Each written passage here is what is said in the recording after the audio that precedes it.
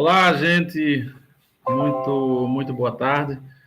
Eu me chamo Rúker Bezerra. Eu sou professor titular da Universidade Federal do Rio Grande do Norte, em Natal. Estou muito feliz aí em participar desse ciclo de palestras do Laboratório de Educação Musical da Faculdade de Artes da minha queridíssima e estimada Universidade Federal do Amazonas, né? O projeto chama Uma Historiografia do Ensino da Música no Amazonas do século XX, que é coordenado pela minha querida amiga, professora Luciane Afonso. Então, o tema escolhido para essa palestra de hoje é o movimento armorial, ou a música armorial dentro do movimento armorial. Então, para muitas pessoas, principalmente as pessoas aqui no Nordeste, esse termo música armorial ou movimento armorial, ele é bastante comum, assim, um termo que as pessoas já conhecem bastante. Em outros lugares do Brasil, talvez nem tanto. Então, por isso que é um tema que sempre ele chama muita atenção pela questão das várias questões que levam desde a fundação do movimento armorial pelo teatrólogo e escritor paraibano Ariano Suassuna, até o quinteto armorial, a orquestra armorial e toda a repercussão artística que esse movimento teve, principalmente nos anos 1970. Então, Ariano Suassuna, ele, apesar de ter nascido na Paraíba, ele fez toda a sua carreira artística no estado de Pernambuco, e Pernambuco é realmente o berço desse movimento enquanto gênese. Quando eu falo, a gente vai poder encontrar muita literatura que fala do movimento armorial, colocando como ponto de partida o ano de 1970.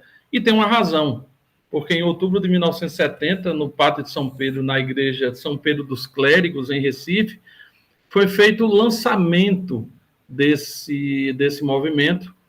Foi um concerto didático, um concerto palestra, onde havia uma exposição artística, de artes plásticas, e uma orquestra foi formada, que se chamou Orquestra Armorial, para celebrar o nascimento, digamos assim, do movimento. Ariano leu todo um manifesto de lançamento desse movimento, e a partir daí a coisa tomou um rumo que foi bastante importante no nacionalismo, da arte brasileira. Mas antes disso, a gente precisa voltar um pouco para o ano de 1949. E por quê o ano de 1949? Porque nesse ano, o compositor César Guerra Peixe, ele é convidado para integrar e para reger a orquestra da Rádio Jornal do Comércio em Recife.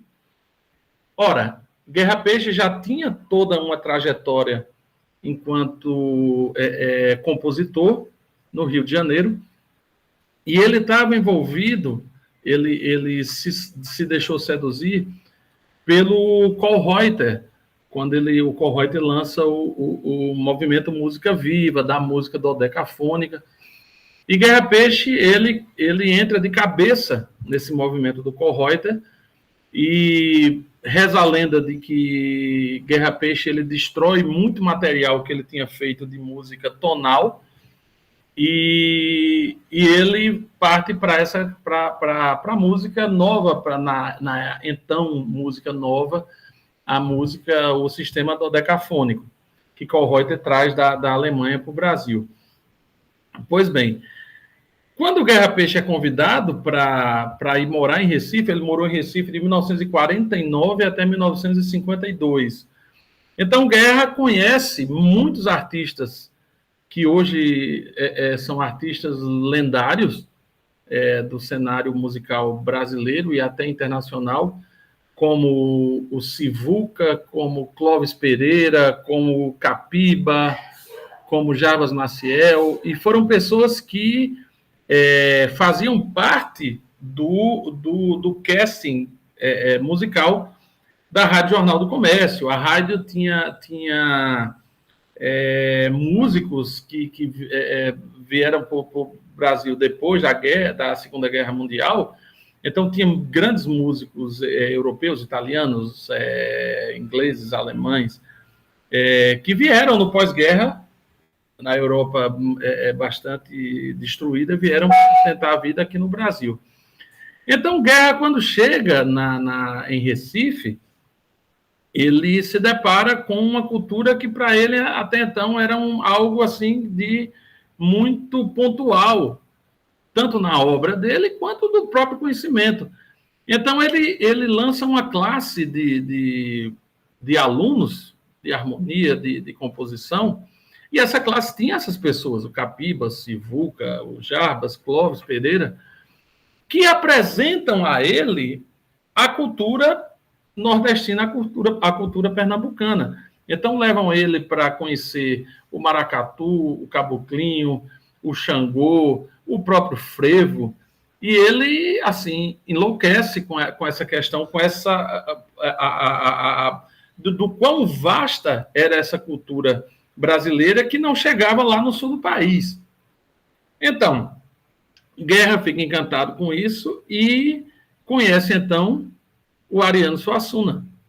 Que Ariano Suassuna já tinha uma ideia de forjar uma cultura erudita nacional baseada no elemento folclórico, no elemento do cancioneiro popular, do rabequeiro, do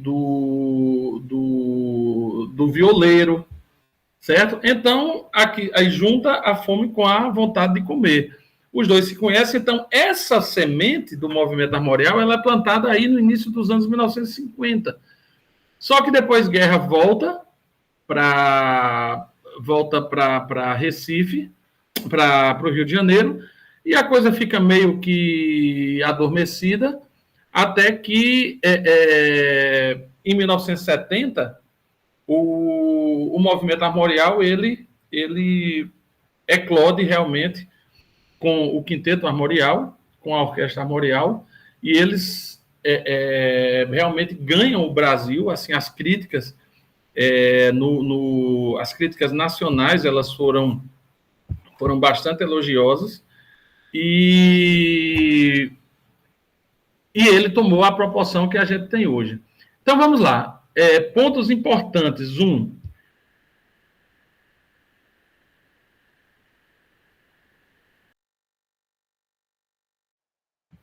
Ponto importante.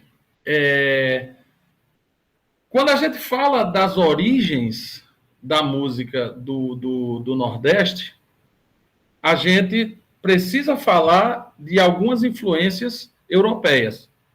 Não tem por onde. Então, a música da Península Ibérica, a música da Espanha e de Portugal, elas tiveram uma influência direta no cancioneiro popular aqui do Nordeste. Porém, durante muitos anos, ficou nessa questão das origens ibéricas. Só que, quando você começa a investigar a questão dessas origens, você vê que a música da Península Ibérica, ela também teve influência. E de onde vem essa influência? Lá de trás, lá da música árabe, da música moura, certo? Então, aí entra, eu vou fazer só um recorte aqui da minha questão, da minha pesquisa em torno dessa música armorial.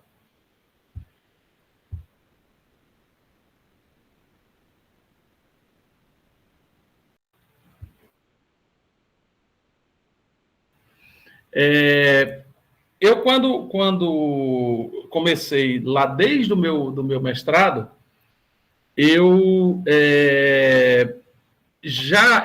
na verdade, eu fui parte integrante, fui membro integrante da última formação da Orquestra Armorial em Recife. Na época era liderada pelo Curci de Almeida, que foi o cara que muita gente disse, foi o cara que deu o som à música armorial. Por quê? Cousy, ele vem da Suíça, ele na época ele estudava na Suíça, era membro da Orquestra da Suíça Romande, em Genebra, e conhece Ariano. Ariano conta de toda a ideia dele de fazer essa música, essa coisa nova, e Cousy é o cara que efetivamente dá esse som, com toda a técnica que ele tinha enquanto violinista, ele arregimenta o pessoal para fazer isso aí. Porém, havia aí uma questão muito emblemática, que isso aí perdurou e perdura até hoje. Qual seria? Ariano queria forjar essa arte brasileira genuinamente, com muitas aspas, genuinamente brasileira, através do cancioneiro popular, mas era uma arte erudita. Cousy tinha essa questão da erudição no próprio toque do violino, e Ariano achava que aquilo era refinado demais. Então, entende que aí havia esse dilema. Um queria um som muito mais... um som mais... o termo que Ariano falava era o som de ponta de faca, e Cousy queria um rebuscamento. E aí os dois nunca se entenderam. Isso, daqui a pouco eu vou falar de algumas... dos desdobramentos do movimento armorial, aí já nos anos 90 e já no século XXI. Pois bem, quando eu começo a investigar essa música armorial, aí vou atrás de alguns autores, como a Idelete Musar, que vai atrás dessas origens ibéricas, eu chego num outro personagem interessantíssimo, que é o Luís Soler, que era um violinista catalão, falecido há poucos anos, há uns 8 anos, que vem também, depois da guerra, lá aqui para o Brasil, primeiramente para o Rio Grande do Sul, depois sobe lá para Pernambuco, e ele começa a ver que nas feiras livres de lá, ele via muita semelhança na arte quando ele era criança, no início do século XX, lá na Espanha, lá na Catalunha. Então, ele vai investigar o quê? As raízes árabes dessa música. Então, aí vem os pontos interessantes que a gente não pode deixar de falar. A música, essas origens ibéricas que chegam lá em Pernambuco, no Nordeste como um todo, mas não chega no Nordeste, ela chega no Brasil inteiro. Por que então ela permanece apenas aqui no Nordeste? Isso aí é um grande mistério. Mas a gente não tem uma influência direta do mundo árabe com o Brasil, porque tem esse link aí com a música ibérica, né? com a arte ibérica. Então, aí Ariano pega isso aí e diz, não, vamos fazer, junta alguns compositores e vamos criar música armorial. E esse termo armorial? Esse termo armorial é muito engraçado, porque isso foi a primeira coisa que foi perguntada a Ariano. Por que armorial? O que é armorial? Armorial, ele vem da heráldica. E o que é heráldica? São aqueles brasões, aquelas armas, aqueles brasões de família, que Ariano achava muito bonito o termo, como soava o termo, e ele queria essa coisa dessa pompa, e aí ele colocou armorial, que vem de armas mesmo, armoire, em francês, que chega no armorial. Então, essa arte armorial, que não era só da música, como eu falei, era das artes plásticas, era da literatura, através da literatura de cordel, era na pintura das estilogravuras, era no teatro, era na literatura, como o próprio Ariano, toda a obra dele aí, do Alto da Compadecida até Ariano enquanto artista plástico também, que nem todo mundo sabe disso. E aí se engloba tudo, mas a música armorial, ela, sem dúvida nenhuma, ela teve talvez a maior projeção em termos de Brasil. Então, vamos lá. 1970, década de 70, o Quinteto Armorial surge, que tem não digo na melhor, mas na formação mais famosa dele, teve o Antônio Nóbrega, que é um músico ativo até hoje, que fez parte, que integrou esse movimento armorial, e eles rodaram o Brasil inteiro, fizeram turnês fora do Brasil, e o quinteto conseguiu levar essa música a um patamar até então totalmente surreal para nós aqui do Nordeste. Eles lançaram apenas 4 álbuns, e esses álbuns são um sucesso até hoje. Então, eles passaram a pesquisar sonoridades diferentes, eles chegaram a criar instrumentos. Veja, eles criaram o marimbau, que é uma mistura de violoncelo com berimbau, que tem um som muito característico. Então, tanto o Fernando Pintacil, que foi um dos últimos integrantes do Quinteto Armorial, eles construíam, faziam, gravavam e tocavam muito. Então, aí cabe também uma outra curiosidade bastante interessante. As composições do Quinteto Armorial, elas tinham alguns componentes do próprio quinteto, como o Antônio Madureira, que é talvez um dos nomes mais importantes do movimento na parte musical, o Antúlio Madureira, o Clóvis Pereira, o Jarbas Maciel, e eles compunham, eles tinham as partituras, eles tinham esse material, que depois, na época que Ariano era secretário de Cultura e era professor da Universidade Federal do Pernambuco, esse material ficou na biblioteca, porque eles tocavam tanto, eles tocavam, a maioria das apresentações eram de cor, e até que houve a grande cheia lá nos anos 70 em Recife, que inundou tudo, e perdeu-se 99% desse material de partituras originais do Quinteto Armorial. Sobraram poucas coisas originais, e aí a curiosidade vem agora. Na época que eu estava fazendo o meu doutorado, eu estava estudando uma obra do Antônio Madureira, que foi gravada num dos discos dele, chamado Revoada. E até que eu soube que uma das poucas partituras que haviam sobrevivido à cheia lá de Recife era justamente essa obra. E eu fui atrás e consegui uma cópia. E cheguei empolgadíssimo para analisar, para ver esse material original, para, de repente, fazer um arranjo novo, alguma coisa dessa. E aí fui pegar o disco, né, onde ela tinha sido gravada, e aí fui ouvir. E, gente, aí eu comecei a ouvir, e olhando para a partitura, e nada. Bom, para encurtar a história, somente quase 2 minutos de música, rolando lá no disco, é que começa a partitura original. Eu não entendi nada, até que eu fui atrás de colegas que fizeram parte do movimento. Fernando é um amigo muito querido, que participou dessa gravação. Eu disse: Fernando, como assim? O que é isso? Aí ele fez: você tem a partitura? Mostra aí. Aí eu mandei um PDF lá do original. Ele fez: não, o problema é o seguinte, que como a gente ensaiava e tocava muito, a gente fazia coisas diferentes. Aí quando ensaiava: para que você acha disso? Não, tá legal, o que você acha disso? E eles iam mudando. Resultado, quando eles tinham uma filosofia de tocar, de fazer muita apresentação, para depois, quando a peça estivesse bem madura, ia para o estúdio.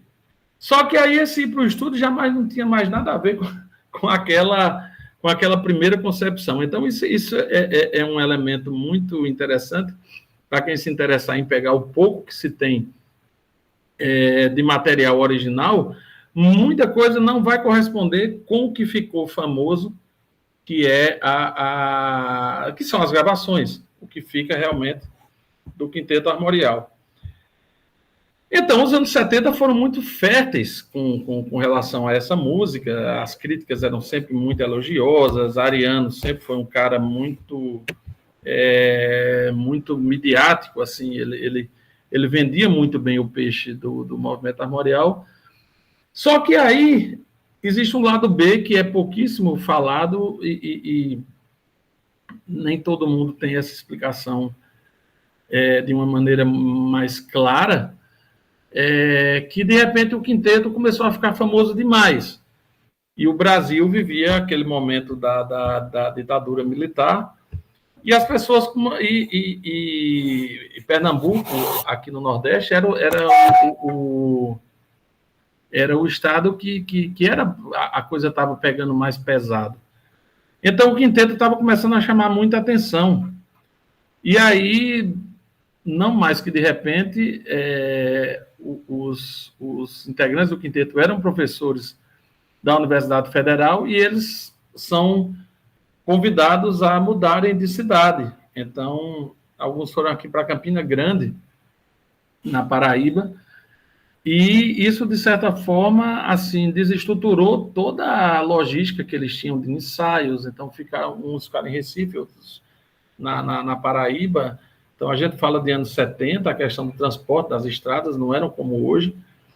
E aí a coisa foi esfriando realmente, até que em 1981, Ariano lança um novo manifesto, uma carta aberta no Jornal do Comércio em Recife, decretando o fim do movimento armorial. Então, o fim é o fim. Então, acabou. O cara que criou, ele disse que a partir dali ele está fora de todo o processo. E aí é onde vem a questão que eu considero mais interessante. Quando você fala assim, acabou, né? Só que aí a maioria do pessoal que fazia parte do movimento estava todo mundo aí, vivo, jovem ainda. E não, por que acabar? Não, vamos continuar. Então, apesar do movimento ter ficado acéfalo com a saída de Ariano, as pessoas não pararam de produzir. As pessoas não pararam de acreditar nessa arte brasileira, nessa arte erudita brasileira, que ela tem uma singularidade. Primeiro, assim, quando você fala da música, a música armorial, ela está muito mais próxima esteticamente da música modal do que da música brasileira em voga nos anos 70, certo? Então, é uma música que chama muita atenção. Eu tenho, na minha trajetória aí dos últimos 20 anos, eu diria, em termos de performance, eu colocaria aí 90% do que eu faço em música brasileira, e desses 90%, 90% de música nordestina, música armorial.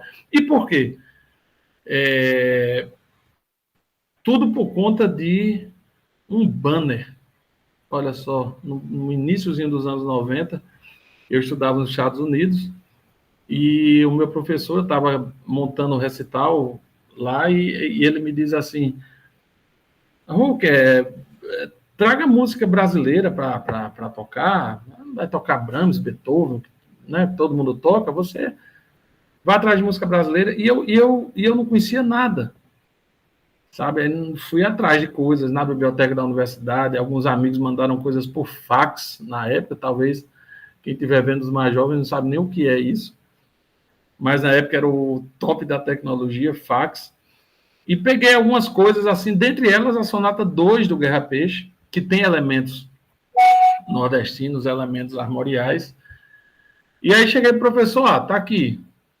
E eu tinha feito já outros recitais lá, ok? Eu pensei, parabéns, tal, tudo. Quando eu toco esse de música brasileira, de música nordestina, aí o pessoal endoida, sabe assim, como assim? Que som é esse? Que música é essa?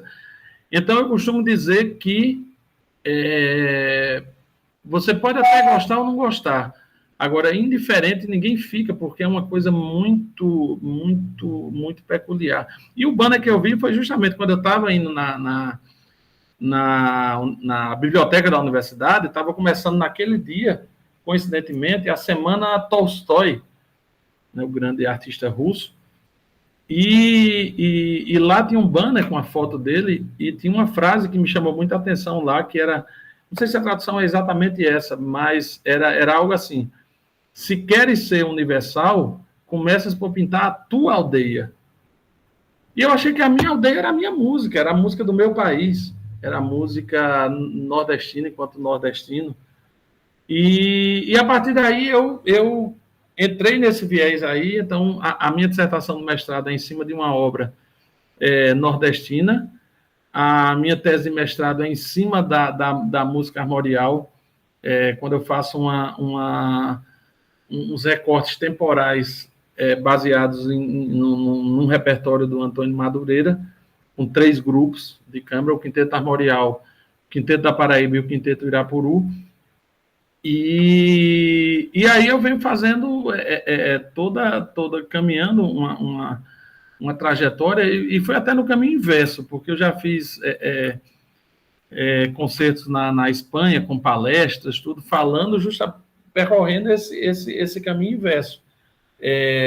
Já fui nos Emirados tocar lá, chegando com essa coisa, e eles não entendiam nada. Que música é essa? Essa música parece com a nossa música, e aí eu falando, enfim.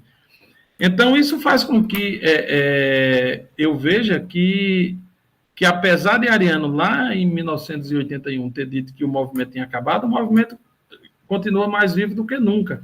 Então, há essa parada aí no início dos anos 80, até que no final dos anos 80, no começo, iníciozinho dos anos 90, com o Cid Almeida, aquele que eu já falei, ele assume a direção do Conservatório Pernambucano de Música e resolve reativar a Orquestra Armorial, a despeito do que Ariano achava, ou queria ou não queria. E aí foi nessa formação que eu fiz parte. Então, nós gravamos 2 CDs, um da Missa Armorial de Capiba, outro de grande sucesso, regravações de grande sucesso do movimento armorial. E eu costumo dizer que, em termos de fonte primária, essa daí foi o último suspiro daquelas pessoas que, por exemplo, eu toquei com pessoas que foram dessa primeira fase lá dos anos 50 de Guerra Peixe, já com uma certa idade, mas que eu ainda cheguei a conhecer fontes primárias. Eu conheci Jabas. Clóvis é vivo, Clóvis eu acho que já está com 90 e poucos anos, mais vivo e ativo ainda. Você já faleceu, Ariano já faleceu, mas conheci Jabas, conheci João de Belli, conheci Madureira é vivo ainda, conheço, e essas pessoas ficaram. Então, depois disso, o Quinteto da Paraíba, ele começa a investigar essa música e a fazer regravações do armorial. E tem também, na época, veja, num hiato aí de 20 anos, o Quinteto da Paraíba surge como uma ressignificação dessa música armorial, entende?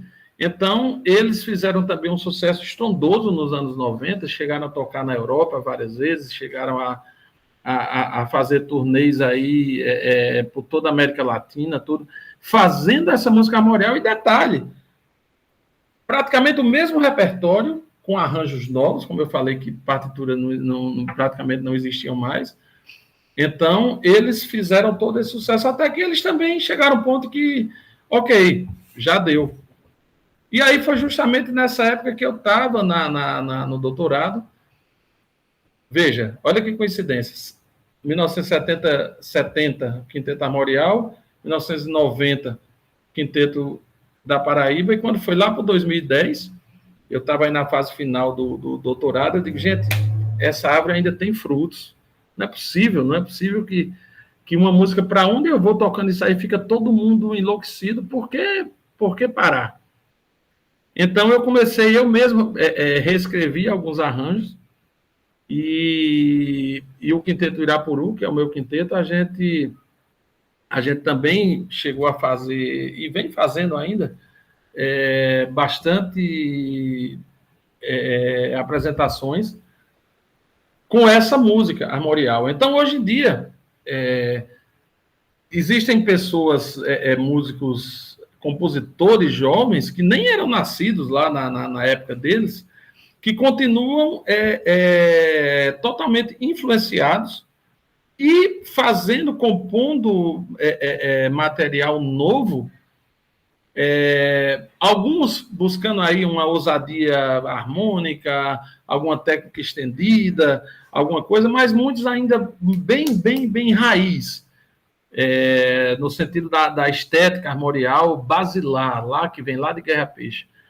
Então, aquela ideia de que acabou, eu acho que ainda tem muita coisa para ver. Veja, há 8 anos, um grande compositor paraibano chamado Eliere Moura, ele compôs uma ópera, foi a primeira ópera armorial, chama Dulcinea e Trancoso, com o libreto do Valdemar José Solha, que é também um artista genial. E aí vai. O Alfredo Barros, que é um compositor, ele é pernambucano, mas hoje ele é radicado no Ceará, é professor da Federal do Ceará. Ele compôs a pedido de um ex-aluno meu, que na época ele fez o mestrado comigo, lá na UFRN, de fazer o primeiro concerto para violino e orquestra sinfônica. Por quê? Existe o concertino de Guerra Peixe, concertino de Clóvis Pereira, sempre assim com orquestrações menores, orquestração ou só cordas, no caso de Clóvis. No caso de Guerra Peixe, tem 2 flautas e percussão, mas aí o Alfredo compôs um concerto completo, que é para violino e orquestra sinfônica. Então, assim, são coisas que essa essência ela nunca foi perdida e que ela continua mais viva do que nunca. Hoje, veja, eu sou repetidamente convidado para fazer bancas em várias universidades aí no Brasil. Antigamente a gente viajava, agora com a coisa da pandemia, como aqui eu estou online, a gente faz muita palestra, muita banca de pessoas que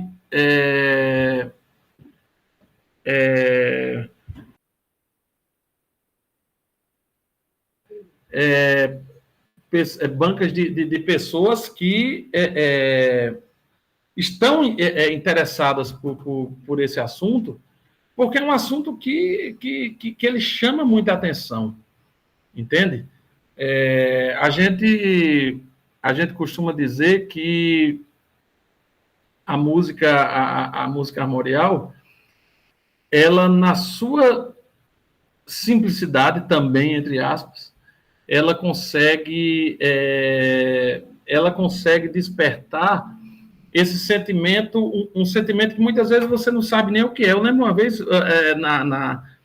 na Espanha, que eu toquei, e teve uma professora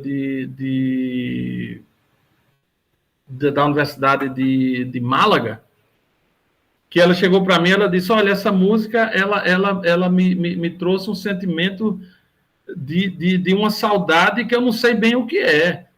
Aí eu disse: olha, isso é brasilidade. Ela deu uma risada, mas eu nunca fui ao Brasil. Eu digo: pois é. Mas assim, então talvez ela tenha pescado alguma coisa da sua própria cultura nessa música. Então, assim, pegando o que eu li do Tolstói lá em 90, quando eu digo: se queres ser universal, começas a pintar. Quando eu digo, não, quando o Tolstói diz: se queres ser universal, começas por pintar a tua aldeia.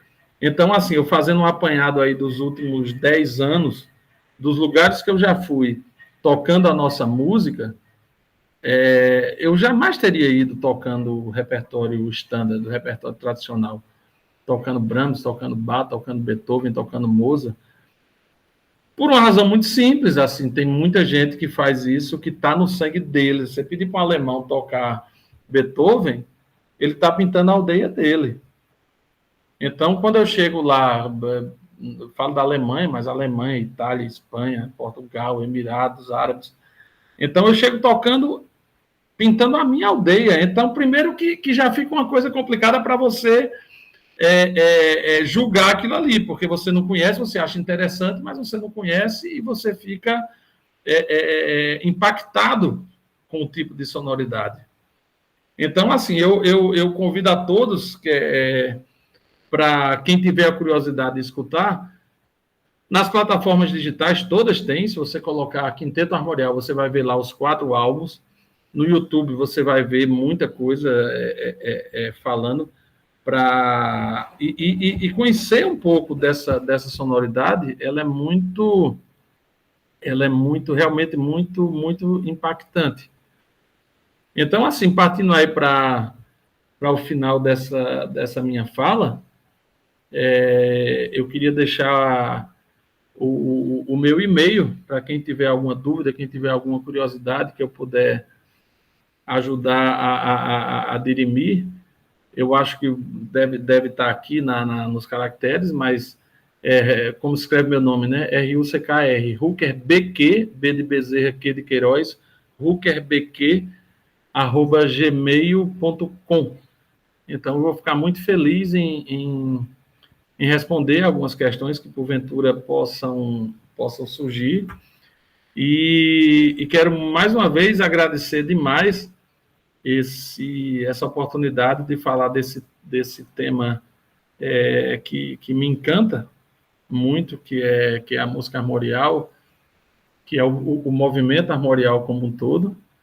E mais feliz ainda em falar nesse projeto da UFAM, da Universidade Federal do Amazonas, que foi logo quando eu me formei, em 1991.2, no final de 91. E, assim, meu primeiro emprego como professor foi justamente em Manaus. Na época ainda era Fundação Universidade do Amazonas, ainda não era UFAM, não. E assim, eu tenho muitos amigos até hoje aí, sempre que vou ao Amazonas, e graças a Deus já fui bastante, tenho ido, vez por outra, colaborando com bancas, com vários amigos aí, seja em Parintins, onde eu não estou de vermelho aqui por acaso, né? Eu sou um apaixonado pelo Boi Bumbá Garantido, pelo Festival de Parintins como um todo, mas tem uma participação aí bastante interessante aí desde 2013 no centenário, e realmente é uma alegria muito grande poder falar para esse ciclo de palestras aí do Laboratório aí de Educação Musical da Universidade do Amazonas, em Manaus. Então, quero muito agradecer, como já falei, só repetindo, estou à disposição aí para quaisquer dúvidas, e convido a todos que se interessarem a escutar a nossa música, uma música brasileira, uma música maravilhosa, uma música cativante, que ganhou o mundo, e, como eu falo, ela está mais viva do que nunca, e eu acho que dessa árvore ainda vão sair muitos frutos, e eu espero minimamente colaborar, como eu já faço, divulgando esse repertório, tocando aí e escrevendo algumas coisas e colaborando assim. Quero só terminar com uma frase que eu costumo dizer sempre. Eu falo isso para todos os meus alunos, meus orientandos. Quando eu incentivo a gente trabalhar pesquisar sobre a nossa música, a música brasileira, ou pintar a nossa aldeia, não é por uma questão nacionalista ou bairrista. Eu vou fazer isso, música brasileira, porque eu sou brasileiro. Vou estudar música armorial porque eu sou nordestino. Não é isso.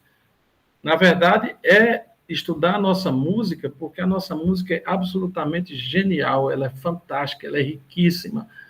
E muitas vezes a gente não acredita. A gente precisa ir para fora, para as pessoas de fora dizerem: uau, que música maravilhosa, para ver se a gente acredita. Mas eu acredito, e eu estou conseguindo aí uma gotinha no oceano, mas assim, a gente vai fazendo a nossa parte, enriquecendo essa arte tão diversa, tão fantástica e tão impactante que é a nossa música brasileira, que é a nossa música armorial. Tá bom, gente? Muito obrigado e espero poder ter trazido boas informações, e quem tiver alguma dúvida, eu vou estar aqui para tirar, ok? Grande abraço a todos.